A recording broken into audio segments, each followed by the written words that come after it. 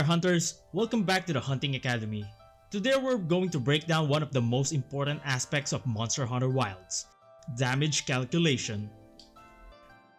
This can make or break your success in the field, so understanding how damage is actually calculated will seriously give you an edge in every hunt. Damage calculation in Monster Hunter Wilds is not just about hitting hard. There are multiple factors that determine how much damage you do, and it's not a simple matter of just hitting a weapon. There are several variables at play. In this video, we're gonna cover raw damage and elemental damage, and I'll show you step by step how to calculate both. So let's jump right into it. Let's start with raw damage, which is the most basic form of damage in Monster Hunter Wilds. This is what we're going to focus on the first part of our calculation. First up, let's talk about true raw.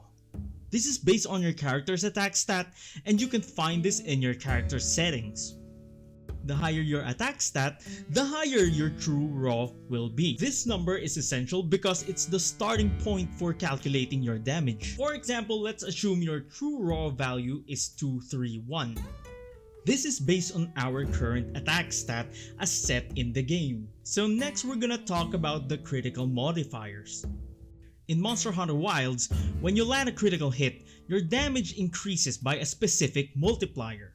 By default, the critical modifier is 1.25, meaning when you land a crit, your damage is multiplied by 1.25. But if you have a critical boost equipped, this modifier increases.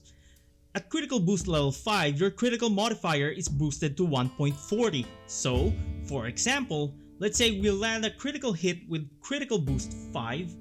That means our critical modifier is 1.4. Next up, we have Sharpness. Sharpness in Monster Hunter Wilds has a big impact on both your raw and elemental damage. Sharpness is color coded and each color has its own modifier.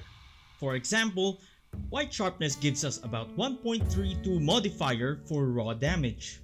The sharpness modifier differs depending on the sharpness level. Red sharpness would have a much lower modifier, while white sharpness has one of the highest modifiers. So, for example, we're using white sharpness, and that gives us a 1.32 modifier. Every attack has a motion value.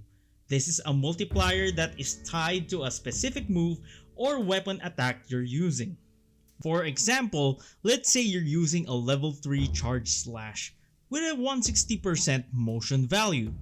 This is equivalent to a multiplier of 1.6. Finally, we need to account for the hit zone value, or HZV. This is a percentage that determines how much damage a specific part of a monster takes. For example, some monsters have a different hit zone, like the head, torso, or limbs. In this case, let's assume we're attacking the head of a training dummy, and the hit zone value for the head is 80% or 0.8. This means our damage is reduced by 20% due to the specific part we're hitting. Now let's put everything together. The formula for calculating raw damage is true raw times critical modifier times sharpness modifier times motion value times hit zone value.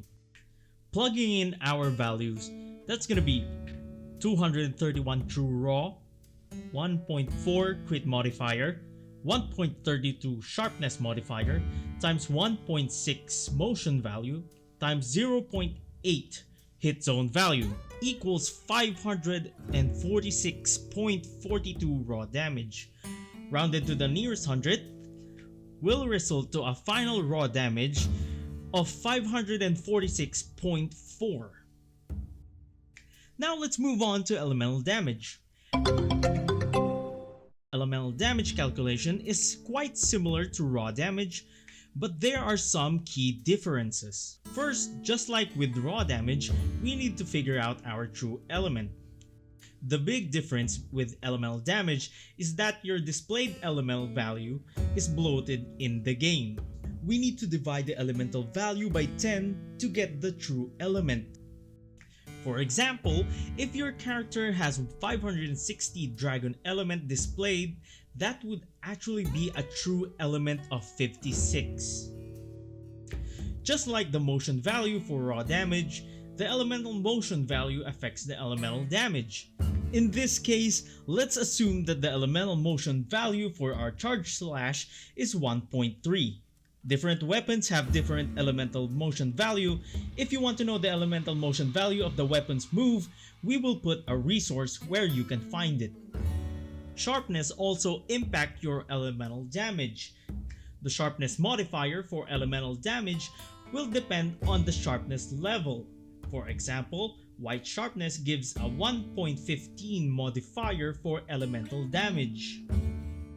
Just like with raw damage, the hit zone value applies here as well. This will vary depending on the monster and the specific part you're attacking. In this example, let's assume we're attacking the training dummy's head with dragon element, and the elemental hit zone value for dragon on the head is 30%, or 0.3. Now let's calculate the elemental damage, and the formula is true element times elemental motion value times elemental sharpness modifier times elemental hit zone value. For example, let's assume that we have 560 dragon element divided by 10, which will be 56 for true element. Now we plug in the values. 56 times 1.3 times 1.15 times 0.3, that would result to 25.12. So our final elemental damage for this attack would be 25.12. Now that we have our final raw damage and final elemental damage, we simply add them together to get our total damage. So in this case, 546.42 plus 25.12 equals 571.5. That means your total damage for this attack would be approximately 571.5. And there you have it. That's how you calculate raw damage and elemental damage in Monster Hunter Wilds. As you can see, there are a lot of factors that come into play when calculating your damage. If you find this video helpful, don't forget to like, comment, and subscribe for more Monster Hunter tips and guides. And remember, a well-calculated attack is the key to hunting success. Until next time, hunters, keep sharpening those blades and be ready for anything the wilds throw at your way. Thanks for watching. Be sure to check out more guides and tips, and good luck out there on your hunts.